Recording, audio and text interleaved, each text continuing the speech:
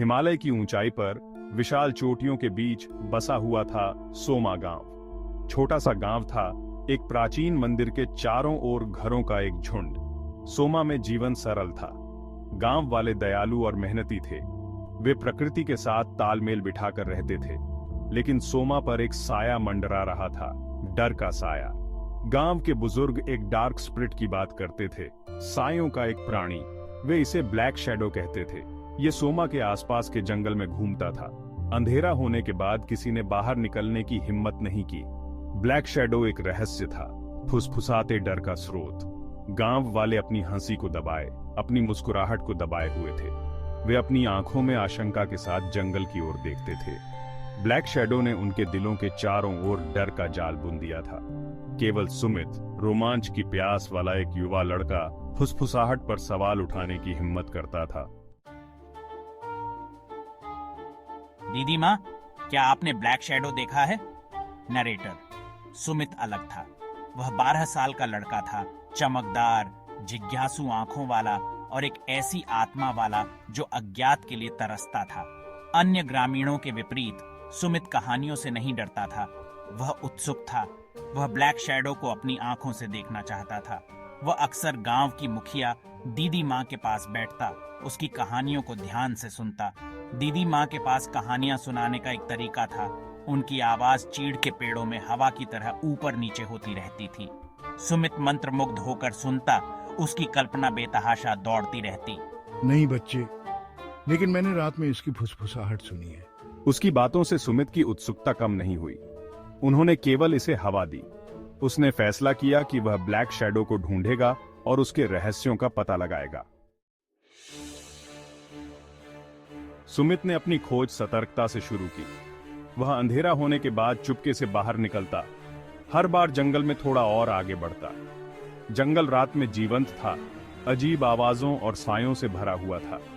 लेकिन सुमित नहीं डरा, वह उत्तेजित था। उसने एक रोमांच की भावना महसूस की, जो उसने पहले कभी महसूस नहीं की थी। एक रात सुमित को एक उपस्थिति का एहसास हुआ। वह रुक गया।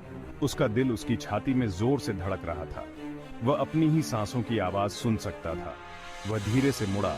उसकी निगाहें अंधेरे को स्कैन कर रही थी और फिर उसने उसे देखा। पेड़ों के किनारे पर एक लंबी काली आकृति खड़ी थी। यह आकारहीन, निराकार, चांदनी में एक शून्य था। सुमित जम गया। उसकी सांसें उसकी छाती में ही अटक गईं। ब्लैक शैडो वास्तविक था। सुमित गांव वापस भागा। उसका दिमाग दौड़ रहा था। उसने जो कुछ देखा था वह सबको बताया, लेकिन किसी ने उसकी बात पर विश्वास नहीं किया।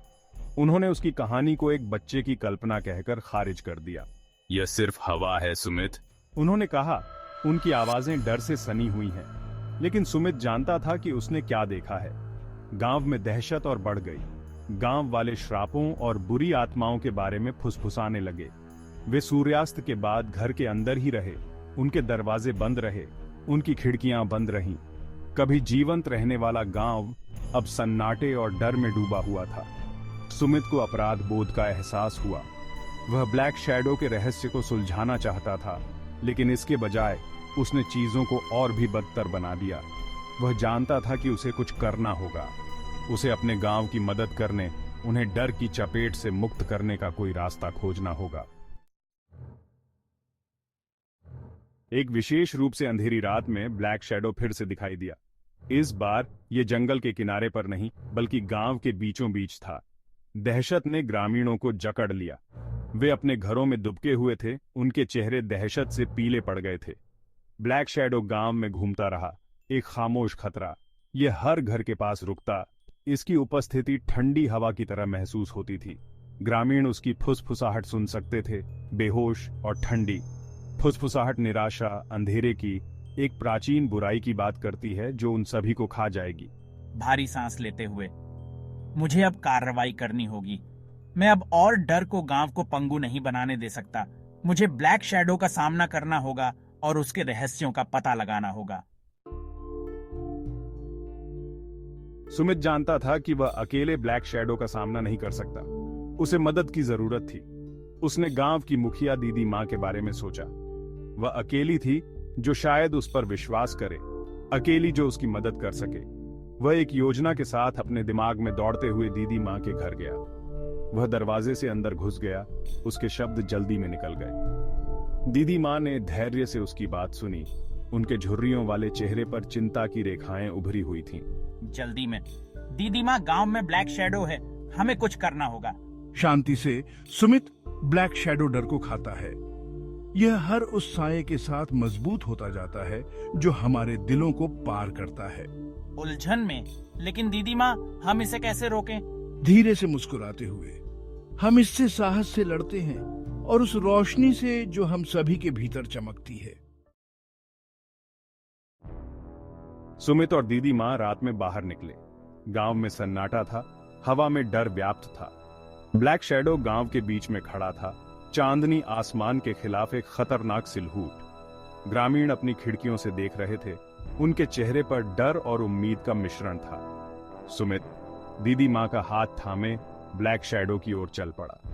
वह उसमें से निकलने वाली ठंडक को महसूस कर सकता था। फुसफुसाहट उसके कानों में तेज होती जा रही थी, लेकिन वह चलता रहा।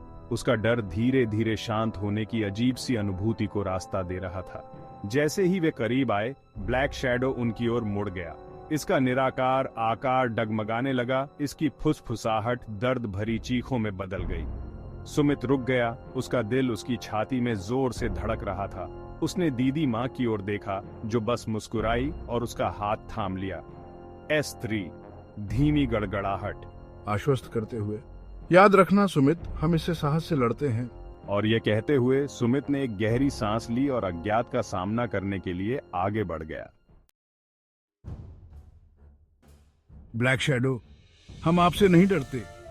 आपने हमारे गांव को बहुत दिनों तक प्रताड़ित किया है, हमारे डर को खाते हुए, हमारी खुशी चुराते हुए। लेकिन अब और नहीं। हम साहस चुनते हैं, हम रोशनी चुनते हैं। जैसे ही उसने बात की, उसमें से एक नरम रोशनी निकलने लगी, जो बाहर की ओर फैल रही थी, अंधेरे को पीछे धकेल रही थी। ब्लैक शैडो पीछे हट गया, मानो उसकी बातों से हैरान हो। यह लिखता है, इसका रूप कम परिभाषित होता जा रहा है। इसकी फुसफुसाहट दर्द भरी चीखों में बदल रही है। और फिर हवा और साये की तेज आवाज में यह विलुप्त हो गया, रात में गायब हो गया। गांव सन्नाटे में डूब गया। केवल ध्वनि सुमित के दिल की धड़कन थी। ग्रामीण अपने घरों से बाहर निकले। उनकी आंखें आश्चर्य से फटी हुई थीं। इतने दिनों से उन्हें जकड़े हुए डर गायब हो गया था। उसकी जगह राहत की, उम्मीद की भावना ने ले ली थी। उन्होंने सुमित और दीदी माँ को कृतज्ञता और प्रशंसा से देखा। ब्लैक शैडो जादू या ताकत से नहीं, बल्कि कुछ सरल, कहीं अधिक शक्तिशाली साहस से हारा था। ब्लैक शैडो के जाने के बाद सोमा में जीवन सामान्य हो गया। गांव वाले फिर हंसे और गाए। जिस डर ने उन्हें सताया था, वह बस एक दूर की याद थी। गांव फिर से जीवंत हो गया था। जीवन और हंसी की आवाजों से भर गया था। सुमित गांव में हीरो बन गया। छोटे बड़े गांव वाले उसके आसपास जमा हो जाते, उसकी कहानी सुनने के लिए उत्सुक रहते। साहस डर का अभाव नहीं है, बल्कि उस पर विजय है। सबसे अंधेरे समय में भी हमेशा आशा होती है, हमेशा प्रकाश होता है। और इसलिए सुमित, वह लड़का जिसने ब्लैक शैडो का सामना करने की हिम्मत की, सोमा के ग्रामीणों के लिए साहस का प्रतीक बन गया। उसकी कहानी पीढ़ी दर पीढ़ी चली आ रही थी, एक अनुस्मारक कि सबसे छोटी आवाज भी सबसे बड़े डर को चुनौती दे सकती है। सुमित और ब्लैक शैडो की कहानी गांव के लोक गीतों का हिस्सा बन गई। यह एक ऐसी कहानी थी जिसे बार बार बताया जाता था। हर बार थोड़ा और अलंकरण, थोड़ा और जादू मिलता था, लेकिन इसके दिल में यह साहस, आशा के बारे में, प्रतिकूल परिस्थितियों से उबरने के लिए मानवीय भावना की शक्ति के बारे में एक कहानी बनी रही। यह एक अनुस्मारक था कि डर का सामना करने पर भी हमारे अंदर प्रकाश चुनने की ताकत थी। और इसलिए सोमा गांव फलता फूलता रहा, हिमालय में ऊंचा बसा हुआ, आशा और साहस का प्रतीक, हमेशा के लिए उस लड़के की कथा से जुड़ा रहा जिसने ब्लैक शैडो का सामना किया था।